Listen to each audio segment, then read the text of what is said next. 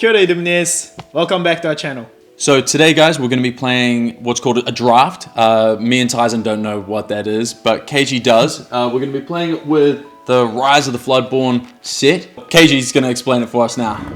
So the draft is one of the format which you can play at the store or with your friends. So this time we play with the 4 players, but at the store it's usually more than 8 players. So like the total packs, it depends how many players you have, but at least one player have to spend 6 packs.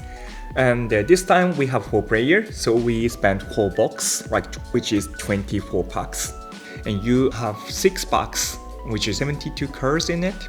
And basically you just pick the 1 card from each packs and pass it to the player next to you. You keep doing that again and again until you pick 12 cards from the pack.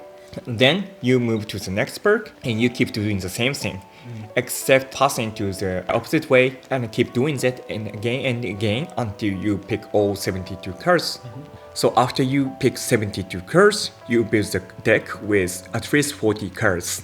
So Keiji, can you have is 40 cards the minimum, or can you have more than 40? Yeah, more than 40. Oh, so okay, 41, okay. 42 or 60 is fine. Oh, man. Oh, happy days. But I guess up to 72, right? Because Yeah. Yeah. Unlike the constructed, you can choose any color combination for this deck build. Whatever the color you want to play with. So the sapphire, ruby, amethyst, emerald, steel, amber. You can pick a 6 color combination. Yeah. It's dangerous. Sounds the dream team. Yep. Sounds awesome.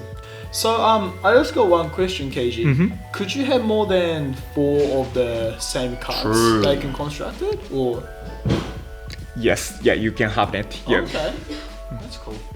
That's very cool. Yeah. Okay. So if you play with the Inkwell box, you have so many dimensions. You're gonna have 101. Yeah. I mean, you can do that anyway, but you can run more of the other dimensions too. Yeah. So draft is a format, the build your deck with your card pick. So it's totally up to you what types of deck you can build. But also it's there's randomization in the pack. So it depends on the luck and your choice. Alright guys, honestly, I'm too excited. Let's get straight into it. Keiji was actually unwell and he has lost his voice, so I'm recording this on his behalf. The tips for draft mode is to consider the ink curve and trying not to pick too many uninkable cards. Pick some evasive card to take down opponent's evasive character. Find some synergy, especially for Rise of the Floodborn, like Panic and Pain, Bodyguard and Rush, and also the Floodborn mechanism. Considering having around 6 cards for 1 ink cost, 8 cards for 2 ink cost, 10 cards for 3 ink cost, 6 cards for 4 ink cost, 6 cards for 5 ink cost, and around 2 cards that are 6 or more. If you have that kind of balance, then deck will flow nicely. He has also said that if there's nothing that you want to pick from the card pile when you're playing the draft mode, just focusing on getting an inkable card so you don't end up with too many uninkable cards. The cards that Keiji picked for his deck, he focused on Rise of the Floodborn theme. The cards that had shift to Floodborn, and having that as a trigger, he thought he would build a deck around that mechanism.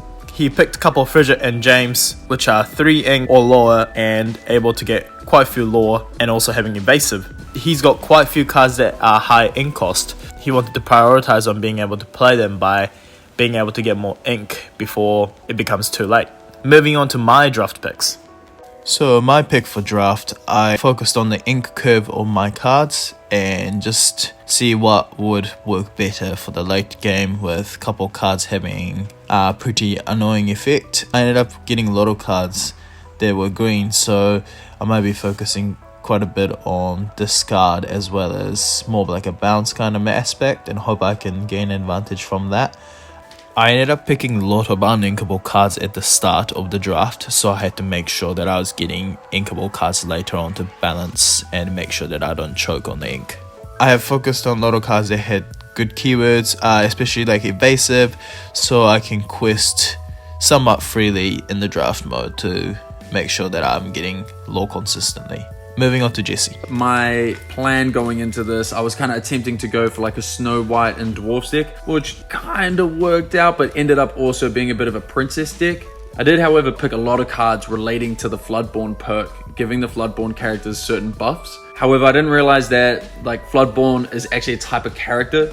I just thought it was like all cards from the Floodborn set, so that backfired on me severely. My main plan going into the draft was pretty simple. Whatever that first pack was, I had to stick to that theme, and ain't no way I'm breaking. Because I knew that if I broke the zone, then my whole deck is just gonna fall apart. So every pick, I made sure to keep them all low cost, all inkable, because I have zero clue on how to plan ahead and read potential plays. I'm just gunning for getting as much lore on the table as possible. However, actually looking and reading the cards, I've lost all of my confidence in winning any game. But ain't no way I'm showing any of that fear in the game. I'm putting my heart, soul, and body on the line for this draft. For my picks, I've really focused on the characters rather than the cards because I'm a huge fan of Winnie the Pooh, and also Mulan's my favourite Disney princess, so I made an effort to collect as many of those cards as possible.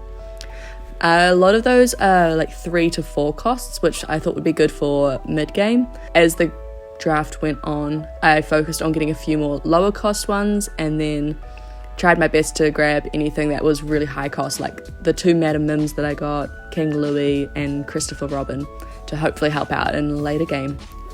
I won't be playing this draft, so huge good luck to Tyler. Thanks for watching this video. Don't forget to like and subscribe for next week's draft gameplay video. Stay ready till next time. Bye.